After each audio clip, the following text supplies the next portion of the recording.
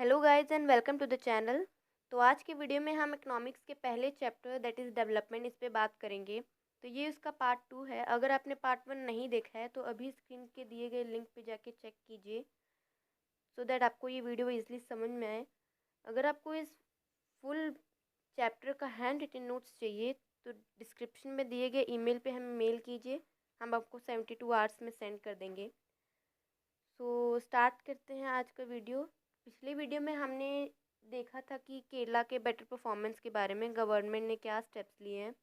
तो पहला तो था उन्होंने एडिक्वेट प्रोविजंस बनाए बेसिक हेल्थ और एजुकेशनल फैसिलिटीज़ के। सेकेंड इज़ उनका पीडीएस काफ़ी वेल फंक्शनिंग था। द थर्ड इज़ जो मनी एक पर्टिकुलर फैमिली में जो अकेले मनी अर्न कर रहे हैं so which is not sufficient of a person of good quality of life के लिए, तो उन्हें एक्सटूच इन पोल्यूशन फ्री इन्वायरमेंट देने के लिए, प्रोटेक्शन देने के लिए। तो ये सब कुछ स्टेप्स थे। आज की वीडियो में हम लोग ह्यूमन डेवलपमेंट इंडेक्स से स्टार्ट करेंगे। सो ये क्या है देखते हैं। ये कंपोजिट मेजर है of achievements of a nation. ये एक नेशन का अचीवमेंट्स उसका कंपोजिट मेजर है in terms of 3 important variable of a quality of life. तो पहला तो है longevity, second is knowledge and educational attainment, and the third is standard of living। तो पहला लॉन्गर्टी पे देखते हैं, measured by life expectancy at birth. Life expectancy उससे मेजर करता है at the time of birth. Next is measured by literacy rate, knowledge and educational attainment measured by literacy rate. Standard of living measured by real PCI. ये मैंने यहाँ real PCI इसलिए mention किया है क्योंकि कुछ लोग फेक भी होते हैं, कुछ पीसीआई फेक होता है, तो इसलिए मैंने यहाँ रियल मेंशन किया है। So it is the first used by UNDP. Guys यहाँ आप करेक्ट कर लीजिएगा, this is UNDP. Okay, in 1990 in its first HDR human development report. तो ये पहली बार यूएनडीपी ने यूज़ किया था इन 1990 और अपने पहले ह्यूमन डेवलपमेंट रिपोर्ट में एचडीआई को यूज़ किया था। तो ये जो 3 कंपोनेंट्स हैं हमारे, ये जो 3 कंपोनेंट्स हैं ये एक स्केल से मेजर्ड होते हैं ऑफ 0 to 1। जो पहले ऐड होते हैं 3 से एंड फिर डिवाइड होते हैं और जो रिज़ल्ट आता है वो हमारा एचडीआई होता है। तो अब एचडीआई की नीड्स देखते हैं, क्यों इसका नीड है।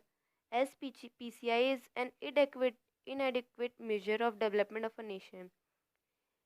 पीसीआई एक इनएडिक्वेट मेजर है डेवलपमेंट के लिए, तो इसलिए हम लोग एचडीआई यूज़ करते हैं क्योंकि वो काफ़ी इम्पॉर्टेंट रोल प्ले करता है। Next is H D I is an human centric approach. ये एक ह्यूमन सेंट्रिक अप्रोच है जो ये क्लियर कर देता है कि हेल्थ और एजुकेशनल कैपेबिलिटीज़ मतलब फैसिलिटीज़ जो होते हैं वो मटेरियल वेलफेयर से ज़्यादा नहीं, मतलब उन लोग पहले प्रायोरिटी में हेल्थ और एजुकेशन पे जाते हैं, not the material welfare. So next is ensures well-being of people is the most important aspect of being studied।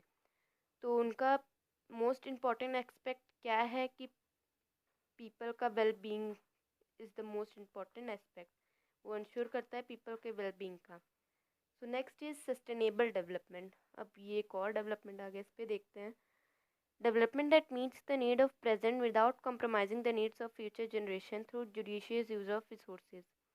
तो ये प्रेजेंट के नीड्स को तो मीट करता है ये without compromising the needs of future generation, मतलब फ्यूचर जनरेशन के नीड्स को बिना कॉम्प्रोमाइज़ किए ये प्रेजेंट के नीड्स को मीट कर लेता है।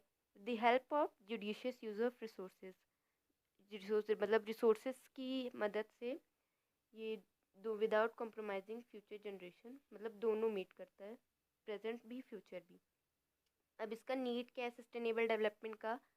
पहला तो है as in our greed and hurry to develop, मतलब हम लोग we are the country of development country है हम लोग का, तो हम लोग जल्दी में है डेवलपमेंट के। So we are over using the resources, हम लोग रिसोर्सेज का ओवर यूज़ कर रहे हैं जो आगे चल के इन्वायरमेंट डिग्रेड कर देगा और रिसोर्सेज को भी डिप्लीट कर देगा, डिप्लीशन होगा। Next is the future of mankind is linked together and sustainable development is the need of the hour. So जो फ्यूचर मैनकाइंड है वो कहीं ना कहीं मतलब लिंक्ड है प्रेजेंट फ्यूचर और और sustainable development is the need of the hour. वो एक मतलब घंटे घंटे का नीड का सस्टेनेबल डेवलपमेंट लिंक्ड रहता है, उसको देखता है। सो इसलिए उसको इतना नीडेड है sustainable development. Next is we can achieve it by conserving our resources and using them judicially. हम लोग उसको अचीव कर सकते हैं, मतलब क्या, जुडिशली रिसोर्सेज को यूज़ करके और उनको कंजर्व कर सकते हैं। तो अगर हम लोग ये स्टेप्स करें तो हम लोग मतलब रिसोर्सेज को कंजर्व कर सकते हैं। Next is importance of sustainable development. उसका इम्पोर्टेंस देखते हैं। First is sustainability has to be maintain for future generation. Sustainability future generation के लिए भी मेंटेन होनी चाहिए।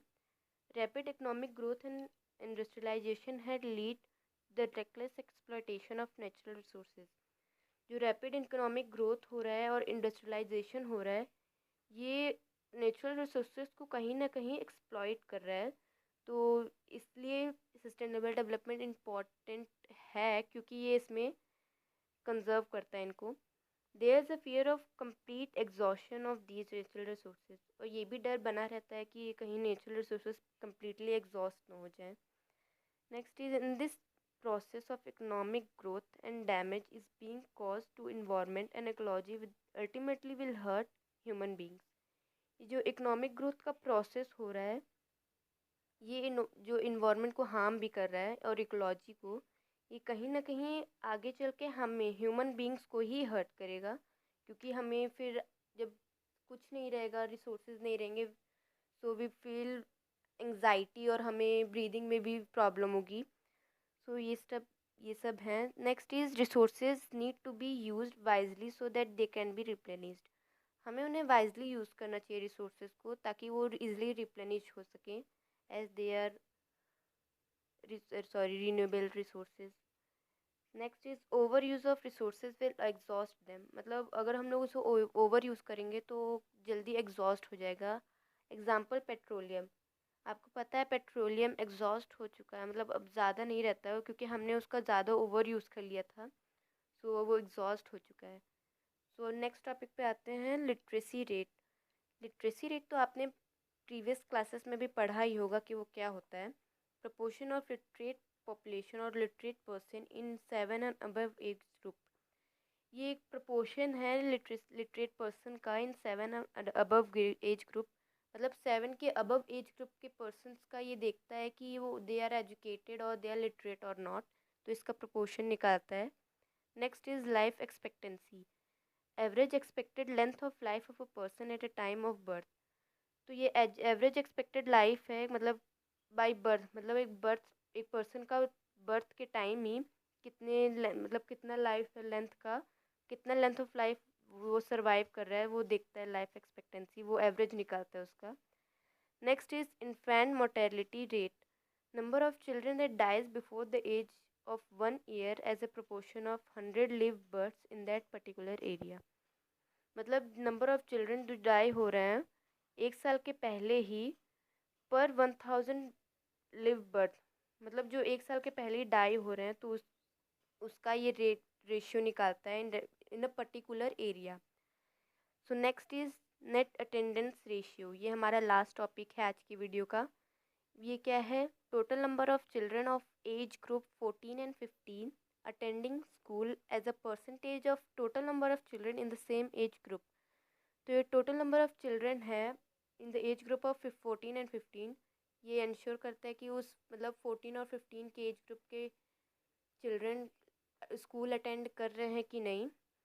तो इसका परसेंटेज और रेशियो इसका निकालता है। सो हमारा आज का टॉपिक, आज ये हमने ये चैप्टर कंप्लीट कर लिया है, डेवलपमेंट।